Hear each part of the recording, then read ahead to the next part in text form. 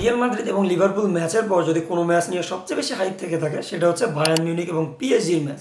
কোনো ক্ষেত্রে তো এটা অনেক বেশি পরিমাণ থাকবে হাইপ, কারণ ক্লাব ওয়ার্ল্ড কাপে পিএসজি এবং বায়ার্ন মিউনিখ মুখোমুখি হয়েছিল। সেক্ষেত্রে তাদের যে মেইন প্লেয়ার, বায়ার্ন মিউনিখের মেইন প্লেয়ার জামাল মুসিয়ালা একটা ট্র্যাজেডিক লেগ ব্রেক হয়েছে। আমার মনে হয় এইটাকে কাজে লাগিয়ে বায়ার্ন মিউনিখ তাদের মনোবলটাকে আরও বাড়িয়ে আনবে এই ম্যাচের জন্য।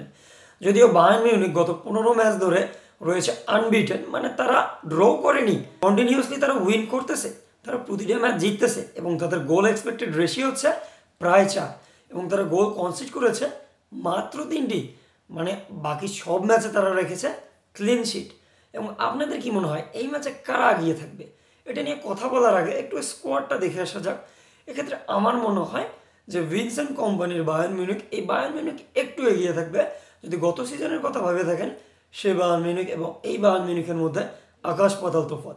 বায়ার্ন মিউনিখের যে অ্যাটাকিং লাইন আপ, সেক্ষেত্রে হ্যারি কেন রয়েছে মনস্টার মোডে, মাইকেল অলিসের জাদুর কথা তো নাই বললাম।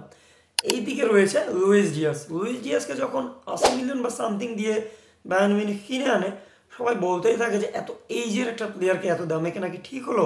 কিন্তু তার যে বর্তমান পারফরমেন্স, সেই পারফরমেন্স দেখে মনে হচ্ছে সে কড়াই গন্ডায় তার যে টাকা, সেই টাকাটাকে উসুল করে দিচ্ছে। এবং বায়ার্ন মিউনিখের যে ডিফেন্স লাইন, সেই ডিফেন্স লাইনের মধ্যে রয়েছে ওপামেকানো, জনাথন টা এবং রয়েছে Joshua Kimmich as a defensive mid. আমার মনে হয় Joshua Kimmich one of the most underrated defensive midfielder, কারণ তার ওয়ার্ক রেট অন্য সব ডিফেন্সিভ মিডের ওয়ার্ক রেটের সাথে অনেক বেশি। কারণ বুন্দেসলিগাকে ওইভাবে হাইপ দেওয়া হয় না, এই জন্যই মনে হয় আমাদের এই যে জোসুয়া কিমিকের হাইপটা আমরা ওইভাবে বুঝতে পারতেছি না, বা তার যে প্লেয়িং অ্যাবিলিটি সেটা আমাদের চোখের সামনে আসতেছে না। এক্ষেত্রে আমার মনে হয় বায়ার্ন মিউনিখ একটু এগিয়ে থাকবে, কারণ তাদের যে গোল স্কোরিং এবিলিটি, সেই এবিলিটিটা এই সিজনে ডিফেন্ডিং চ্যাম্পিয়ন পিএসজির চাইতে একটু বেশি। তবে পিএসজিকে ছেলে খেলা করা যাবে না, কারণ PSG one of the best team in the Europe right now. যদিও তাদের মেইন যে অ্যাটাকিং লাইন আপের একজন প্লেয়ার ডেজিরে ডুয়ে রিসেন্টলি ইঞ্জুরিতে গিয়েছেন, কারণ তার যে লেগে একটা সমস্যা দেখা গিয়েছে। এই ক্ষেত্রে তার ইঞ্জুরিটা অনেক লম্বা টাইমের হবে বলে আশা করা যাচ্ছে। কিন্তু সেক্ষেত্রে তাদের রিপ্লেসমেন্ট রয়েছে বারকুলা, সেও কিন্তু অনেক অসাধারণ একজন খেলোয়াড়। অন্যদিকে রয়েছে ওসমান ডেম্বেলে এবং খাভিচা খাওয়ারাজখেলিয়া।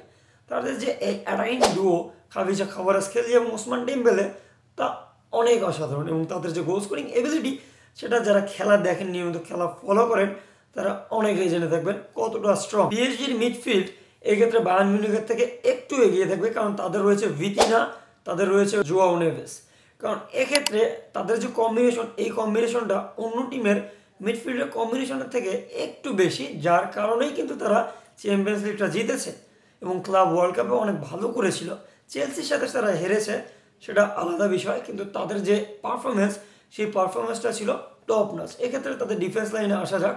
ডিফেন্স লাইনে রয়েছে মার্কিউনোস এবং বেরালদো হয়তো এই ম্যাচ অ্যাবসেন্ট থাকবে, সেক্ষেত্রে স্টার্ট করবে উইলিয়াম পাচো কিন্তু one of the most underrated defender আমার মনে হয়। এবং তাদের যে ফুল ব্যাক, পিএসজির অন্য সকল প্লেয়ারের থেকে তাদের যে ফুল ব্যাক, সেই ফুল ব্যাকের হাইপটা রয়েছে অনেক বেশি। কারণ ফুল ব্যাকের নামই যখন নুনো মেন্ডিস হবে, কারণ সে যখন বড় মতো লামিন ইয়ামাল, মোহাম্মদ সালাহকে পকেটে রাখে, সেই ফুল ব্যাক যখন খেলবে, ম্যাচ কিন্তু যে কোনো সময় পাল্টিয়ে দিতে পারে।